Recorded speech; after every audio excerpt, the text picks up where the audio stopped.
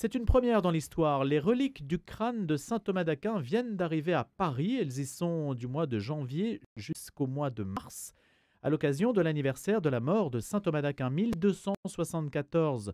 Paris donc se retrouve au collège des Bernardins autour d'un morceau du crâne du célèbre docteur. Saint Thomas d'Aquin, patron des étudiants, docteur commun de l'Église, c'est l'une des figures les plus essentielles de la pensée et de la sainteté chrétienne d'hier et pour aujourd'hui. On va essayer justement de le montrer avec le père Jean-Thomas de Borgard, professeur de théologie à Bordeaux, dominicain. Il a 37 ans. Il va nous parler de saint Thomas d'Aquin. Je précise avant de lui donner la parole qu'il y a 3 années jubilaires saint Thomas d'Aquin. 2023-2025, c'est la naissance, 2025, 1225. La mort en 1274, je le disais à l'instant, et la canonisation en 1323.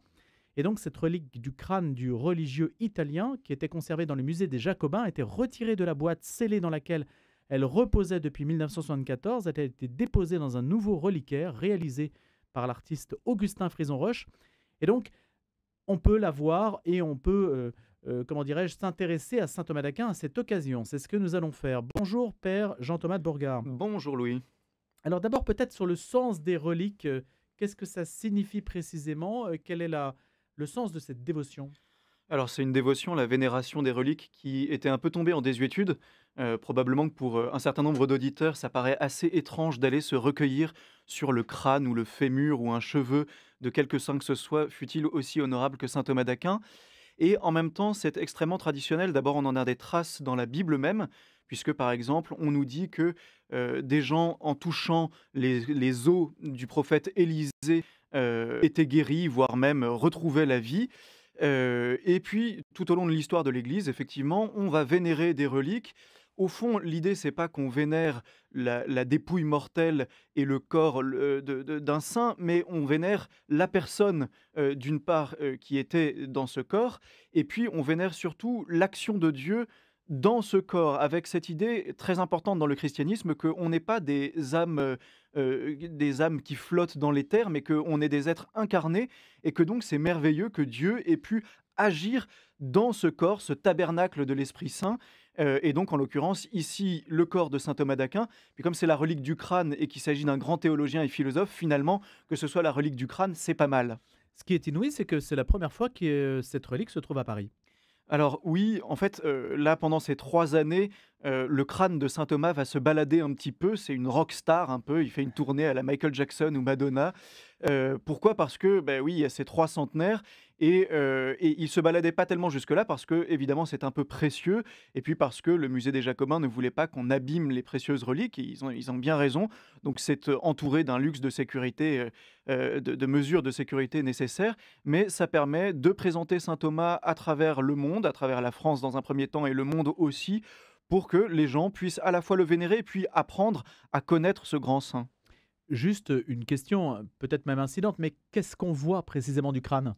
Eh ben, on voit le crâne lui-même à travers le Mais la reliquaire qu'a fait totalité? Augustin Frison-Roche. Oui, oui, oui, oui, on a la quasi-totalité, en effet. Je me souviens que un de mes neveux est passé quand le crâne était à Bordeaux et s'est étonné que le crâne de saint Thomas soit si petit pour un homme aussi intelligent. J'ai fait remarquer qu'effectivement, un crâne, si on enlève la chair, les cheveux, etc., oui, c'est forcément petit et puis que c'est pas forcément corrélé au niveau d'intelligence. Que font les fidèles devant une relique? Ils récitent une prière? Qu'est-ce qu'ils font? Alors, ils peuvent faire plusieurs choses. Souvent, d'abord, ils restent la plupart du temps en silence. Parfois, on accompagne de lecture de textes du saint ou de chants. En fait, ils demandent l'intercession du saint, quand ce sont des étudiants, par exemple, pour la réussite de leurs études, ou d'une manière générale pour tous les gens qui cherchent la vérité. Eh bien, ils demandent à saint Thomas d'intercéder en faveur de leur propre recherche de la vérité pour atteindre, mieux connaître et mieux aimer le Christ et par là toute la Trinité. Saint Thomas est-il encore vénéré à sa juste place? Alors, oui et non. Je dirais oui parce qu'il n'a jamais cessé d'être étudié dans l'Église, et notamment dans l'ordre des prêcheurs, les dominicains auxquels j'appartiens. Il est vraiment le maître de nos études. En théorie, le Concile Vatican II dit même qu'il est encore aujourd'hui, et pour tous les prêtres du monde, le maître des études philosophiques et théologiques. Est-ce que ça l'est totalement en pratique? Non. Ça l'a d'ailleurs, d'un certain point de vue, jamais été aussi complètement qu'on l'imagine. Souvent, les gens qui connaissent un peu la philosophie et la théologie pensent que le thomisme a été, donc la doctrine issue de saint Thomas d'Aquin, a été ultra dominante dans l'histoire de l'Église. Ça n'a jamais été c'est totalement vrai. Mais en tout cas, les études thomistes sont bien vivantes aujourd'hui, notamment chez les dominicains, mais pas seulement, dans plein d'autres ordres, chez les diocésains également, parce qu'il est un maître sagesse et que ce n'est pas parce qu'il a vécu au XIIIe siècle qu'il n'a rien à nous dire pour aujourd'hui. Que dit saint Thomas? C'est-à-dire le thomisme, en fait, comment le définir, Père Jean-Thomas de Borgard? Alors, souvent on distingue quand on connaît un petit peu, les études thomasiennes des études thomistes. Les études thomasiennes, c'est quand on veut étudier saint Thomas pour lui-même, le restituer à son contexte historique, voir ce qu'il a pensé lui précisément.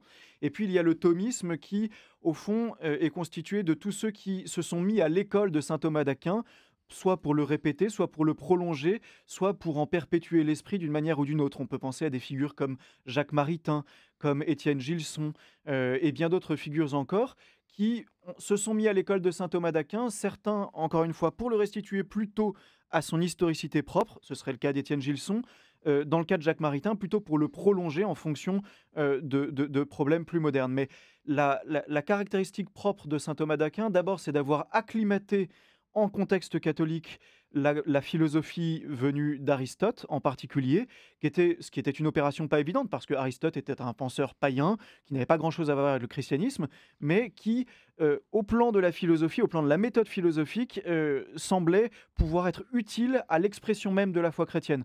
Donc ça, c'est peut-être un des grands apports de saint Thomas.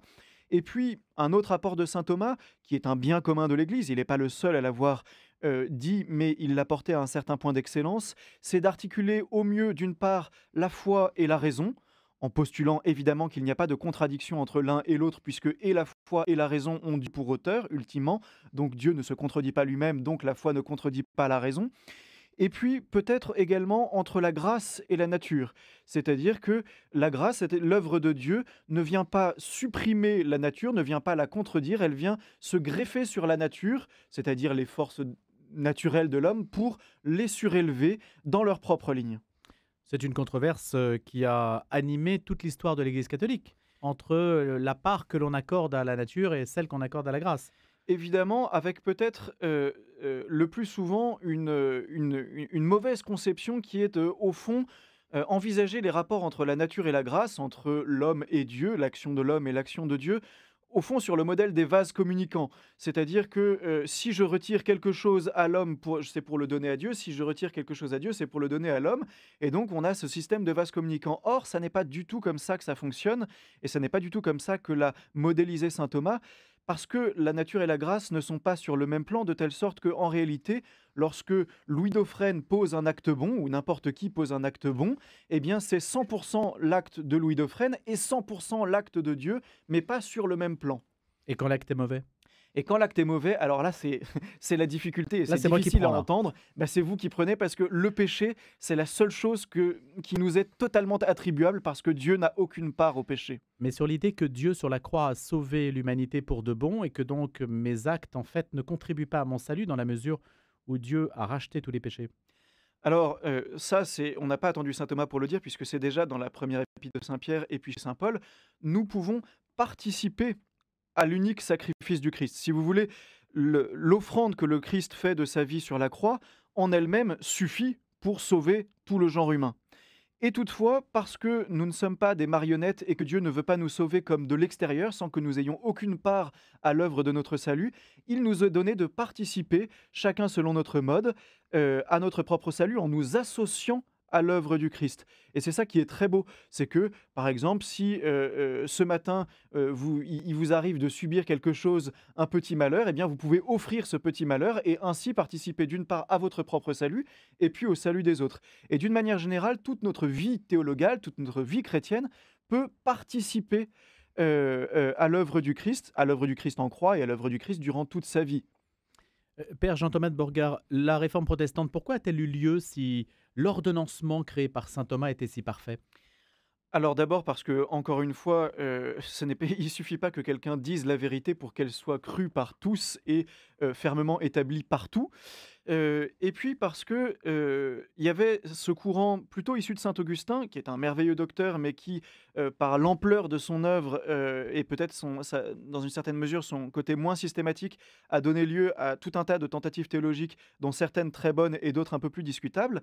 La réforme protestante avait, au fond, cette idée que justement, là, on est vraiment dans le modèle ultra concurrentiel entre de l'action de Dieu et de l'action de l'homme, c'est-à-dire que pour mieux préserver la transcendance de l'action de Dieu et tout donner à Dieu avec un sens très religieux de la transcendance de Dieu, eh bien, on va porter au minimum et peut-être à presque rien l'action de l'homme. Ça va être vrai pour l'action de l'homme en règle générale, ça va être vrai pour les sacrements, puisque du coup, les sacrements, ce serait accorder trop à un moyen humain de donner la grâce, et donc ça n'est pas bon, donc on va supprimer d'une certaine manière les sacrements, ou en tout cas les réduire à pas grand-chose. Ça va être le vrai pour le ministère du prêtre, puisque le prêtre n'est qu'un homme, et donc comment pourrait-il communiquer la grâce, etc., etc. En fait, dans le protestantisme, tout l'ordre des médiations, c'est-à-dire des moyens humains de la grâce, va être porté au minimum pour mieux exalter Dieu. Ça part d'une intention louable qui est d'exalter Dieu, mais en réalité, ce que saint Thomas nous explique et nous permet de comprendre, c'est que justement, ce qui honore le plus Dieu, c'est de montrer comment il a voulu communiquer sa bonté à travers des médiations humaines. D'une certaine manière, le fait qu'il y ait des sacrements, le fait que les hommes participent à leur propre salut, ça ne retire rien à Dieu, au contraire, ça manifeste plus encore sa gloire. Ce débat n'a pas eu lieu, semble-t-il, puisque... Alors il a eu lieu en partie, si, puisque il y avait eu un fameux débat entre un grand théologien dominicain qui était cardinal à l'époque, qui s'appelait Cachetan, qui a rencontré Luther et qui a essayé de débattre avec lui. Malheureusement, l'histoire de l'Église est faite d'occasions manquées, puisque ce débat a eu lieu mais n'a pas porté de fruits. Au fond, parce que d'une certaine manière, quelle que soit la justesse ou non des intentions de Luther et de celles de Cachetan, à un moment, les choses étaient allées trop loin dans un certain sens pour pouvoir reculer.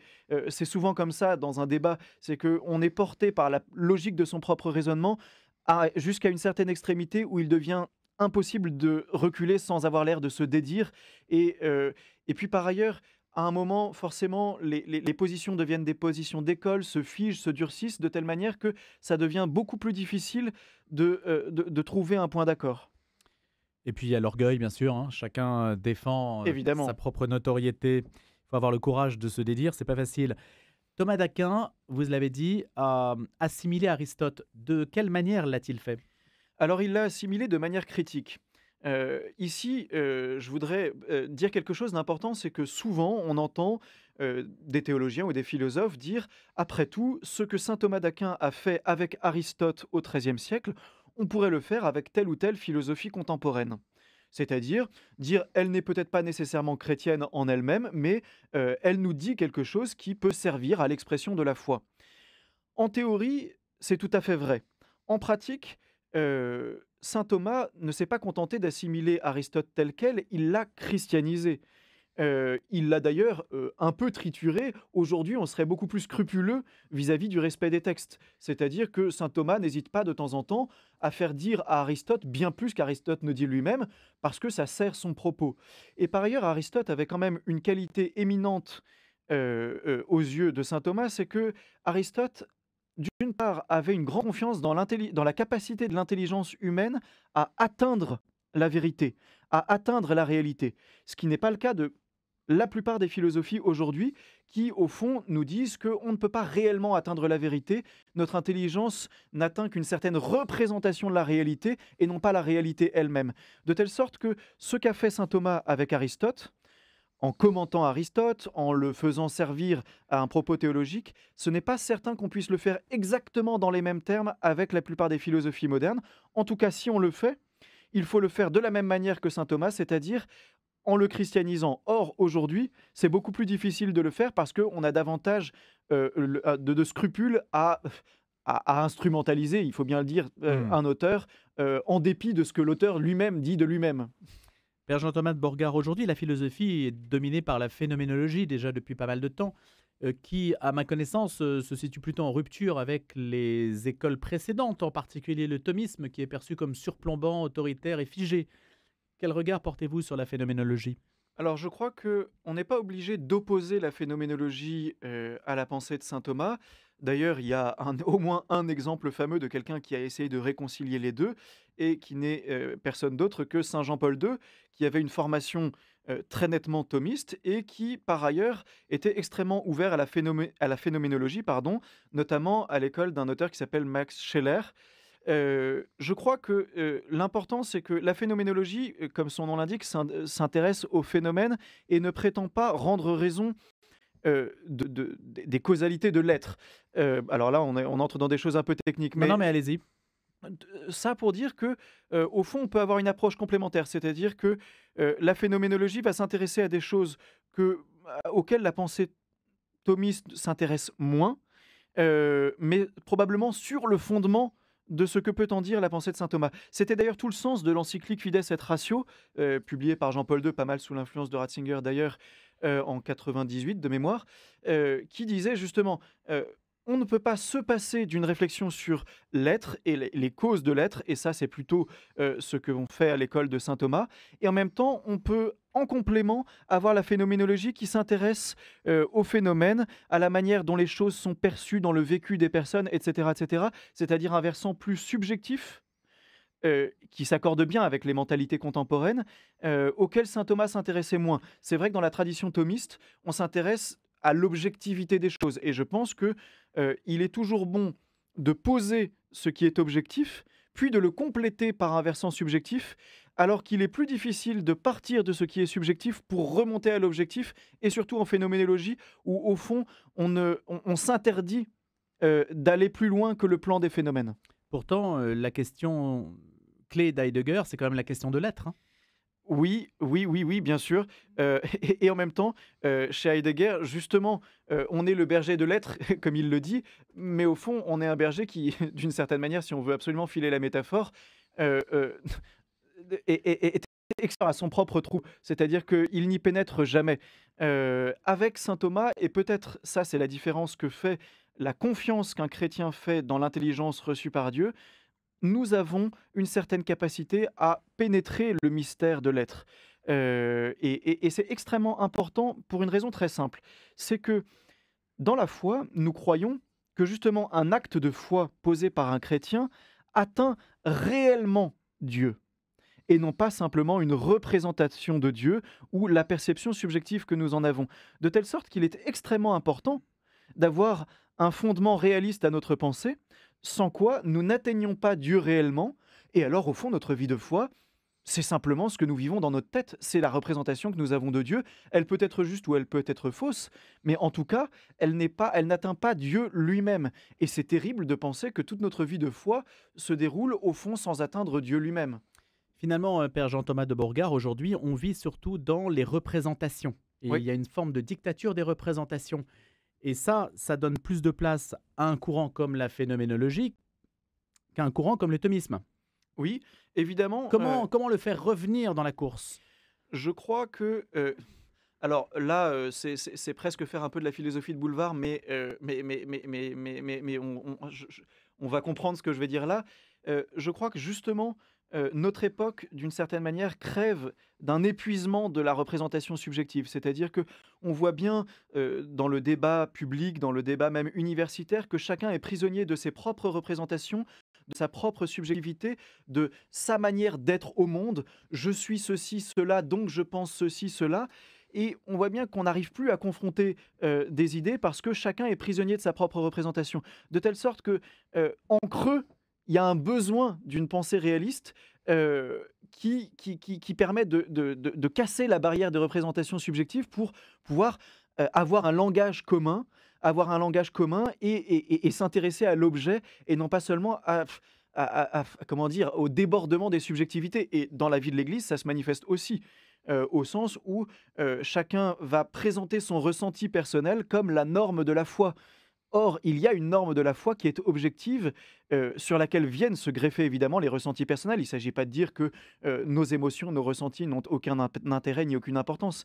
Mais il y a un fondement objectif de la foi qui est la norme à laquelle viennent se mesurer les expériences subjectives personnelles. Comment définir ce fondement objectif de la foi? Eh bien, d'abord, il se définit, je pense, enfin, c'est pas moi qui pense, par, l'Écriture sainte reçue dans la tradition de l'Église. Je crois que là, il y a quelque chose, qui est extrêmement important. Alors ça n'est pas très populaire, d'autant plus que, la Congrégation pour la doctrine de la foi a publié récemment, un document qui demande à la théologie d'être davantage contextuelle. Donc d'une certaine manière, je rame un peu à contre-courant en disant cela. Mais, il me semble que, ça n'est pas aller contre le magistère de l'Église que de dire que, heu, une attention au contexte ne doit pas, heu, faire oublier Le texte. le texte, exactement, le texte de l'Écriture tel qu'il a été reçu dans le grand fil de la tradition de l'Église, mettons, saint Irénée, saint Augustin, saint Thomas d'Aquin et jusqu'au Concile Vatican II et jusqu'à aujourd'hui. Il y a une manière de recevoir la foi qui n'est pas, fluctuante seulement au gré des contextes, individuels ou de certaines communautés. L'un des obstacles pour accéder à saint Thomas, est-ce que ce sont ses ouvrages? Est-ce que ça demande d'être plus plus? Alors, je dirais oui et non. Oui, au sens où toute philosophie, est difficile d'accès et honnêtement, si vous parliez d'Heidegger tout à l'heure ou de la phénoménologie ou de n'importe quelle philosophie contemporaine, je vous assure que lire saint Thomas d'Aquin, c'est à bien des égards beaucoup plus simple que de lire 90 de la production contemporaine en philosophie et en théologie qui souvent s'invente son propre langage avec des néologismes à tout va, et où chaque auteur a ses néologismes. Dans le cas de saint Thomas, il y a un vocabulaire, il y a une grammaire, si je puis dire, qui font d'une certaine manière une barrière à l'entrée, mais en réalité, souvent, c'est le sens commun, qui donne la signification des mots et puis, une fois qu'on a passé ce petit coup à l'entrée, en réalité, ça n'est pas si difficile que ça et puis il y a des ouvrages de saint Thomas qui sont plus faciles d'accès. Je dirais que pour quelqu'un qui n'a pas une formation philosophique et théologique, eh bien, il peut commencer par les commentaires de l'Écriture. Saint Thomas est d'abord un commentateur de la Bible. Il peut commencer aussi par, il y a un ouvrage qui a été, récemment retraduit et republié, qui est, un abrégé de la foi catholique fait par saint Thomas. Ça, c'est un ouvrage qui est extrêmement accessible et qui permet d'entrer un petit peu dans la pensée de saint Thomas. Et puis après, évidemment, comme pour tout penseur d'envergure, il y a des introductions faites par d'autres auteurs contemporains qui aident à entrer dans la pensée de saint Thomas. Je pense aux ouvrages du père Torel, un frère dominicain, aux ouvrages du frère Thierry Dominicain Brecht et un certain nombre d'autres ouvrages qui permettent d'entrer à moindre frais, si je puis dire, et avec un guide dans la pensée de saint Thomas d'Aquin. Père Jean-Thomas de Bourgard, je vous remercie. Je rappelle que vous êtes dominicain, professeur de théologie à Bordeaux et que vous veniez à l'occasion de l'arrivée à Paris, et c'est une première dans l'histoire, des reliques de saint Thomas d'Aquin. Merci beaucoup et bonne journée. Merci beaucoup.